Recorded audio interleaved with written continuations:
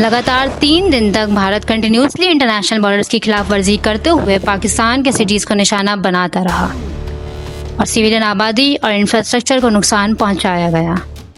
भारत के इन अटैक्स को पाक फौज ने डटकर मुकाबला किया और महारत से इंटरसेप्ट किया, लेकिन इन हमलों में इंडिया की जानिब से 3 दिन में दर्जनों सिविलियन कैजुअलिटीज़ की गईं।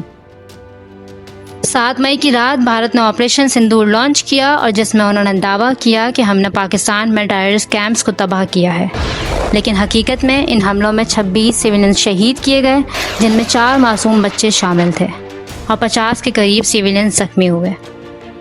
भारत ने इस ऑपरेशन को कामयाब ऑपरेशन करार दिया और मासूम जानों को सेलिब्रेट किया।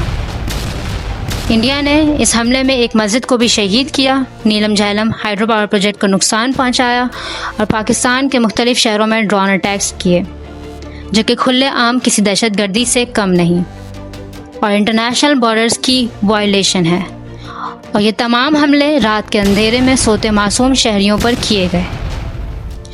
भारत 3 दिन तक मुसलसल हमले करता रहा और पाकिस्तान अपना दिफा करता रहा और भारत के प्रोवोक करने के बावजूद एस्केलेशन से बचने की कोशिश करता रहा, जबकि भारत की जानिब से पाकिस्तान को काफ़ी सिविलियन कैजुअलिटीज़ फेस करनी पड़ी थी इन 3 दिनों में। लेकिन फिर से 10 मई की रात भारत ने एक बार फिर रात के अंधेरे में हमले शुरू कर दिए और मिलिट्री इंस्टॉलेशंस को टारगेट किया, जिसमें रावलपिंडी की नूर खान एयरबेस को भी निशाना बनाया गया और सिविलियन आबादी पर भी हमले किए और पाकिस्तान की मेजर सिटीज़ में ड्रोन अटैक्स भी किए गए। ये वो वक्त था जब फजर के वक्त पाक फ़ौज ने अपना रिटेलिएशन ऑपरेशन अनाउंस किया, जिसका नाम रखा गया बनियान अल मसरूर, और जो मिसाइल्स इस ऑपरेशन में यूज़ किए गए अल फतेह, इसे उन बच्चों के नाम किया जो 7 मई के इंडियन अटैक में शहीद हुए। Bismillahirrahmanirrahim. Today on 10th May at the time of Fajr, we have given a strong punch to our coward enemy. Alhamdulillah. इस ऑपरेशन के लॉन्च करते ही पाकिस्तान ने इब्तदाई घंटों में ही इंडिया के 10 से ज़ायद मिलिट्री इंस्टॉलेशंस और कैंप्स को टारगेट किया।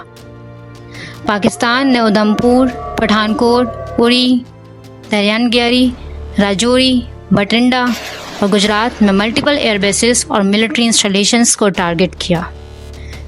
रिपोर्ट्स के मुताबिक पाकिस्तान ने उधमपुर में एयर डिफेंस सिस्टम को पूरी तरह से डिस्ट्रॉय किया और आदमपुर एयरबेस पर S-400 एयर डिफेंस सिस्टम को तबाह कर दिया। LOC पर मुख्तलिफ इंडियन पोस्ट को हिट किया गया और ब्रह्मोस स्टोरेज साइट को भी डिस्ट्रॉय किया गया। इंडिया की जानिब से कर्नल सोफिया कुरैशी ने प्रेस कॉन्फ्रेंस में हैवी लॉसेस और मिलिट्री बेसिस पर पाकिस्तानी स्ट्राइक की तस्दीक की। दिल्ली पर भी पाकिस्तानी ड्रोन्स उड़ते दिखाई दिए। अकॉर्डिंग टू सोर्सेज, इन मिलिट्री साइट्स में वो टेररिस्ट कैंप्स भी हैं जिनमें इंडिया, BLA और दूसरी स्टेट स्पॉन्सर तंजीमों को पाकिस्तान पर हमले करने के लिए ट्रेनिंग देता है। लेकिन ये याद रहे कि पाकिस्तान के ये तमाम अटैक्स मिलिट्री इंस्टॉलेशंस और कैंप्स पर किए गए हैं, ना कि शहरी आबादी पर। The Pakistani military released this video and said they've used medium-range Fateh missiles to target a missile storage facility in Punjab and air bases in Pathankot and Udhampur. इसके साथ साथ पाकिस्तान की जानिब से साइबर अटैक्स भी किए गए, जिसमें BJP की ऑफिशियल वेबसाइट्स को हैक करने का भी क्लेम किया गया और भारत की मेजर पावर स्टेशंस और इलेक्ट्रिसिटी सिस्टम्स को बुरी तरह अफेक्ट किया गया। कहा जा रहा है कि 1965 के बाद दोनों मुल्कों में इस तरह के अटैक्स पहली बार देखने को मिले कि जब दोनों मुल्क एक दूसरे को मिसाइल्स और ड्रोन से हमले करते दिखाई दिए। अभी ये अटैक्स जारी ही थे कि शाम 5 बजे एक ट्वीट आता है। US प्रेसिडेंट डोनाल्ड ट्रंप ये ट्वीट करते हैं कि दोनों साइड्स इमीडिएट सीज फायर को एग्री हो गए हैं। वो लिखते हैं, After a long night of talks mediated by the United States, I am pleased to announce that India and Pakistan have agreed to a full and immediate ceasefire. Congratulations to both countries on using common sense and great intelligence. Thank you for your attention to this matter. Use cease fire तो हो जाता है, लेकिन उसके बाद भी दोनों तरफ से एक दूसरे पर सीज फायर तोड़ने के इल्ज़ामात लगते रहे। इस सीज फायर को पाकिस्तान में तो खूब सेलिब्रेट किया गया और मिठाइयाँ बांटी गईं, लेकिन इंडिया की साइड वही एग्रेशन देखने को मिला। सीज फायर के बाद पाकिस्तान में लोग सीज फायर को जश्न के तौर पर देख रहे हैं, लेकिन हिंदुस्तान में लोग आज सवालों से भरे पड़े हैं। अर्नब गोस्वामी तो लाइव टीवी पर चिल्लाते रहे कि यूएस कौन होता है सीज फायर करवाने वाला। ये सुनिए वो क्या कहते हैं कि कैसे इंडिया ने यूएस को सीज फायर के लिए रिक्वेस्ट किया जब से पाकिस्तान का ऑपरेशन बनियान अल मसरूर शुरू हुआ था।